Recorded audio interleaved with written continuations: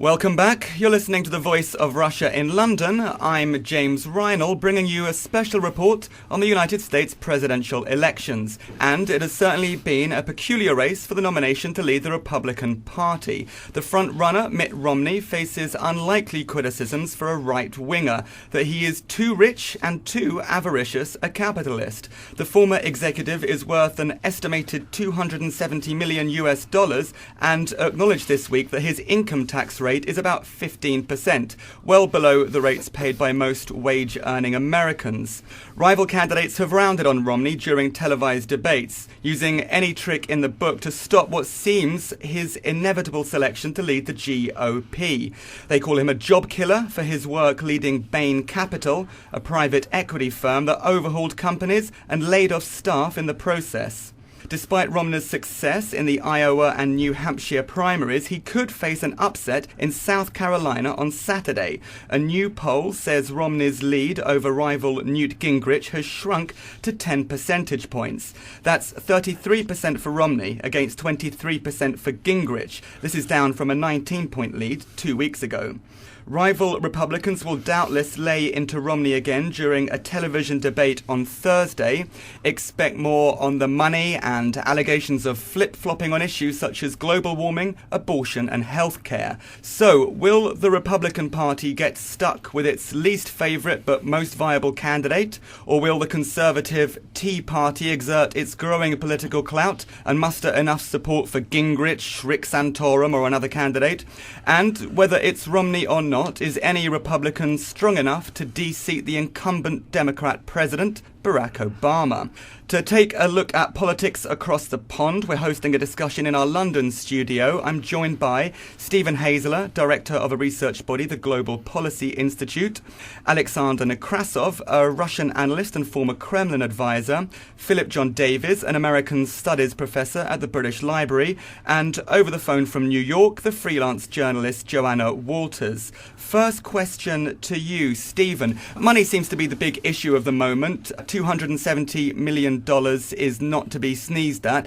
Does that much cash mean Romney will be a good steward for the American economy or make him out of touch with the people he should represent? It depends what view you take of rich people.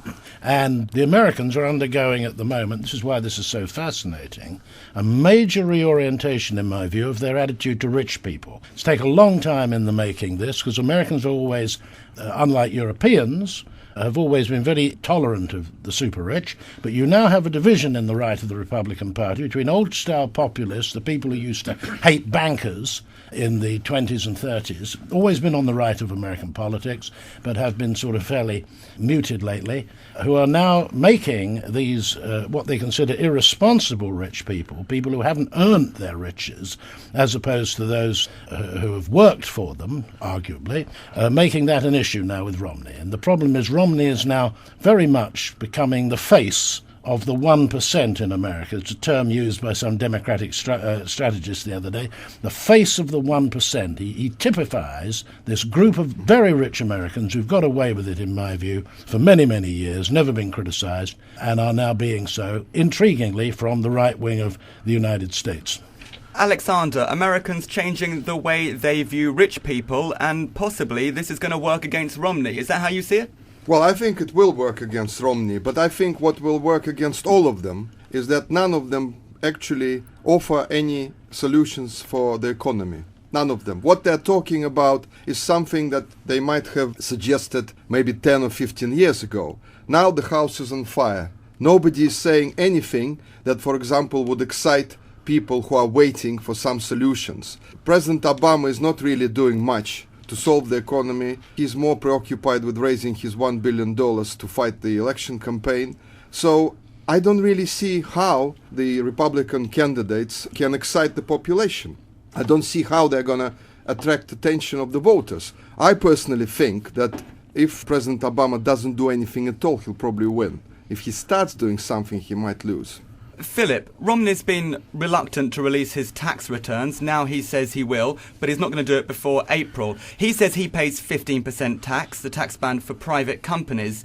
Newt Gingrich countered by saying his rate is 31%. Does this hurt Romney? It does hurt Romney. Romney, in all the campaigns he's ever been in, has never previously made public his tax returns, including in a campaign where he was standing against Edward Kennedy and where he was attacking Edward Kennedy for not releasing his tax returns. So he's had an easy ride on this. Nonetheless, I don't see this as a good issue for Republicans. Republicans like money and like successful people. And what you've got going on here is an anybody but Romney campaign, just as the general election will turn into an anybody but Obama campaign. It won't be about positive policies, it'll be about the negatives. Joanna, maybe you can give us a bit of insight into the view from over there. The situation at the moment is that Romney appears to be a liability, but what's going to happen if he does become the nominee for the Republicans and then is completely trashed by Obama within a matter of weeks? At the moment Obama's pretty much keeping his cards to his chest, but at the minute that this series of primaries has found its winner, and if that winner is Romney, I think that Obama is going to go on the attack, and the Republican right that are attacking Romney at the moment, won't have seen anything. This will be a full-on barrage, and we could be in a really peculiar situation where the Republican nominee has been trashed before he's even really got the bit between his teeth, and yet Obama, he's not had a stellar performance report. He's struggling. The economy is looking a little bit brighter, but independent voters particularly, who put him in the White House last time, are very fed up. And in contrast to the idea of a boring campaign, I think there's going to be some very early fireworks. You're listening to The Voice of Russia in London. I'm James Reinl, and we're discussing Mitt Romney's efforts to challenge US President Barack Obama in this year's presidential election. I'm joined by Stephen Haseler, director of a research body, the Global Policy Institute, Alexander Nekrassov, a Russian analyst and former Kremlin advisor, Philip John Davies, an American studies professor at the British Library, and on the phone from New York, the freelance journalist Joanna Waters. Stephen, you were speaking before about a shift in American attitudes, turning against the rich, but Philip has also spoken about how Americans like success, and whatever you say, Romney was a great businessman. In his first investment round at Bain Capital, he turned 37 million into more than 200 million. He's backed big, successful firms like Staples, the Stationers, and Domino's Pizza. There was his work at the Salt Lake City Olympics. If being a president is a bit like being a CEO, maybe he'd be a good man for the job. Well, here's one of the problems. A president isn't a CEO. A president has to take into account foreign policy, domestic policy. All CEOs have to do, as far as I understand it, is balance the books and sack a few people along the way. No, that's not a good analogy. Now, the point I was trying to make is when I say Americans are turning against rich people, is that normally in a Republican primary, if you were Mitt Romney, you would be attacked for your position on moral social issues, which would be abortion, his attitude to abortion, his being a Mormon. The evangelicals would have seized on that, and that would have been the line of attack on Romney 3 or 4 years ago, and was the line of attack. Now, though, and this is very interesting, now the line of attack on him is this big corporate fat cat image. So that's why I'm saying I think there has been a very definite but subtle change. Now, Barack Obama's team, looking around for an issue, because they haven't really much to play on, have been thinking of developing in this campaign. No, they're going to develop. It's all set up, ready to go. A major attack on Wall Street and fat cats in the election. That's going to be their theme. Don't blame me for this crisis, blame Wall Street and the banks. Now, the way the Republicans are going to evidently try and deal with that is go down the same route. And if Romney is their candidate, they're going to find it very difficult to do that, because Romney, marvellously for Obama, represents everything that led to the crisis of capitalism in the United States in 2008. That's very plausible, that kind of approach, and trying to put the responsibility back to where it was felt to be 4 years ago, and where the position has rather drifted in the public mind as to who's responsible for the problem.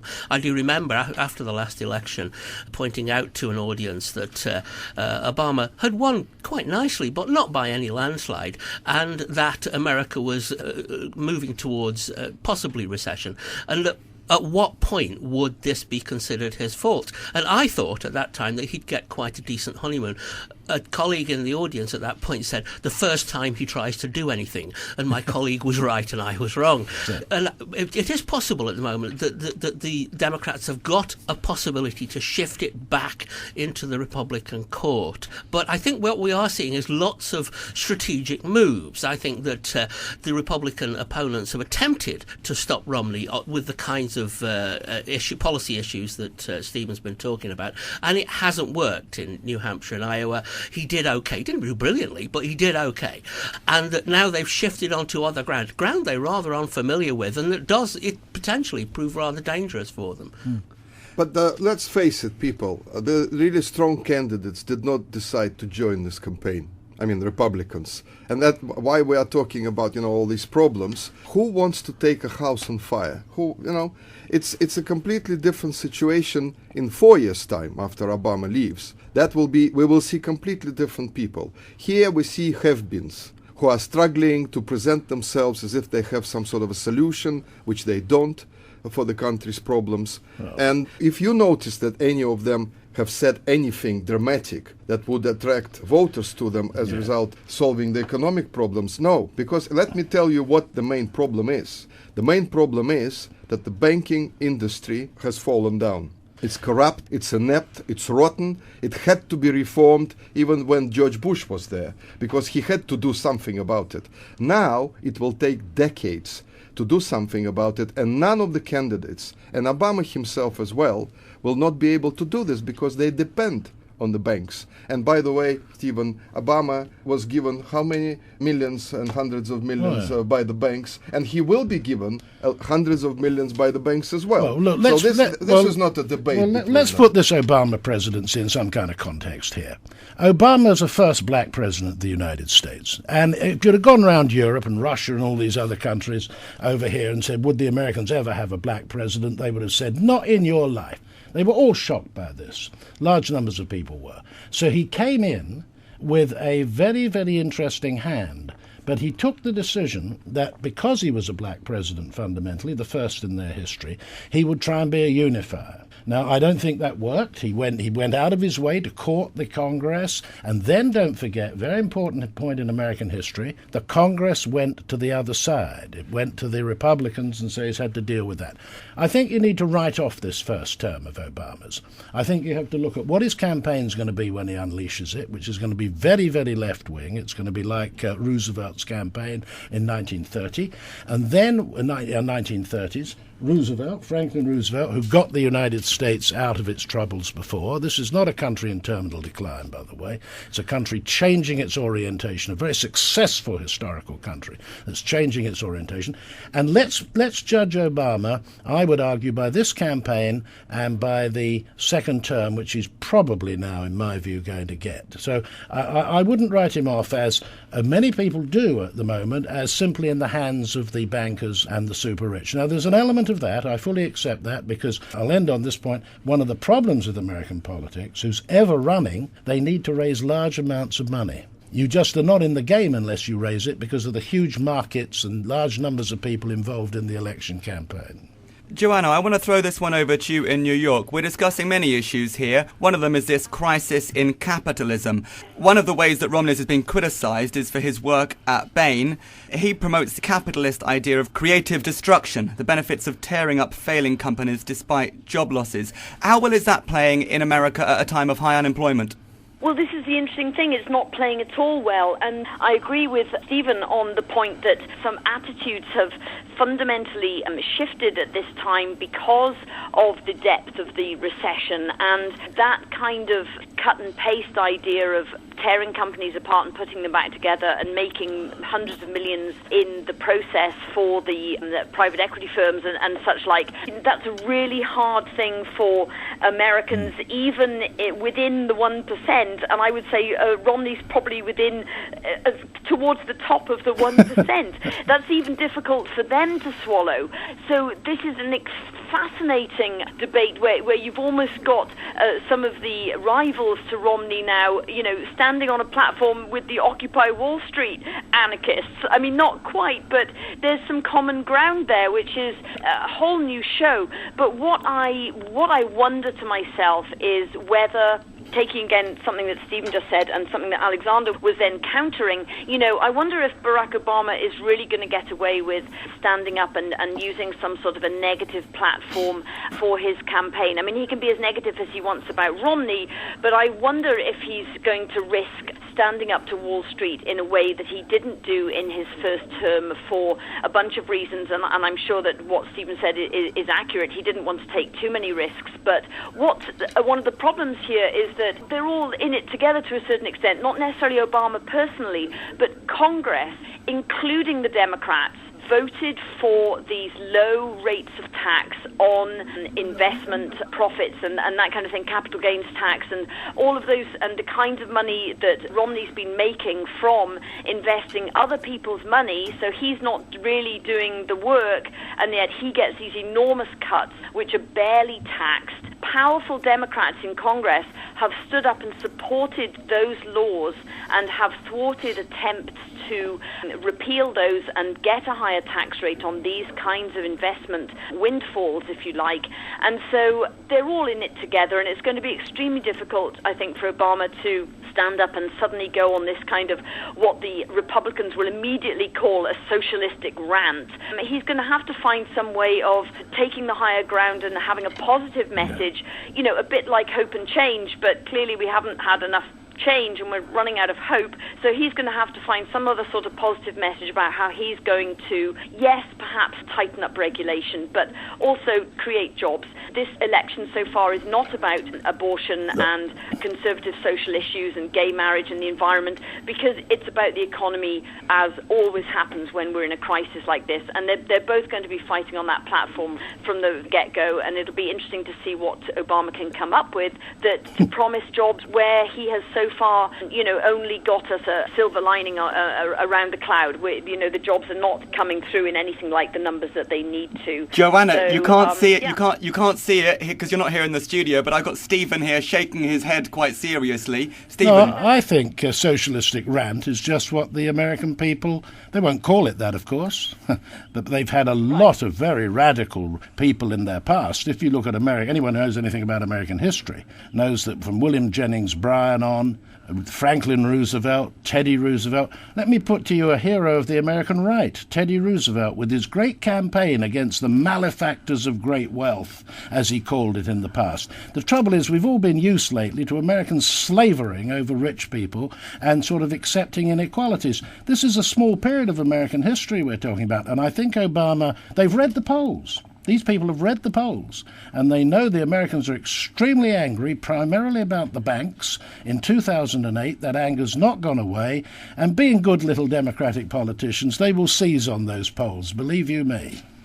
You know what, as a Russian, when I hear about capitalism in crisis, first of all, what you're missing is capitalism has been gone for several decades, proper capitalism. Now, if you remember Alan Greenspan coming to London after he stepped down from the Fed, bringing Adam Smith with him and saying, this is the Bible of capitalism. Well, guess what? Everything in America is done exactly opposite to what Adam Smith said. That's right. And that's the problem. There is no crisis of capitalism. There is no capitalism.